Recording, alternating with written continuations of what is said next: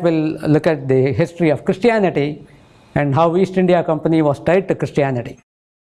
We never learned this because this is scrubbed from from our textbooks. What we hear is that it's just capitalists who came to India out of their greed and they looted India. But in reality, the first charter that was given to East India Company was by Queen Elizabeth in 1600. What it said is to conduct trade in those areas of India without disturbing the other areas, other countries of Christendom. So Portugal and Dutch would not be disturbed. That was the first charter. This charter lasted for 15 years. And then King James I, after whom the King James Bible is named, he extended the charter. He was the first one to, and then conversion continued under him.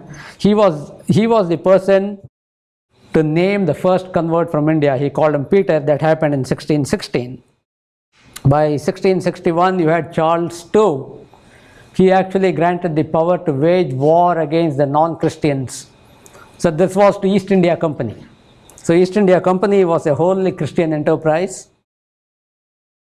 And again, what happened in 1698 is William III, he actually made it a condition for the charter extended to the East India Company that each factory must have chaplains, and these chaplains must learn Indian languages within 1 year and start converting people, Hindus, to Protestant religion. And in 1813, it was open to missionaries. India was open to missionaries officially, and this was at the behest of Charles Grant, who was the director of East India Company. 1835, we are all familiar with the Macaulay education system, but that also attacked Hinduism of Sanskrit and astronomy. They called it rubbish, and they imposed the New Testament on India.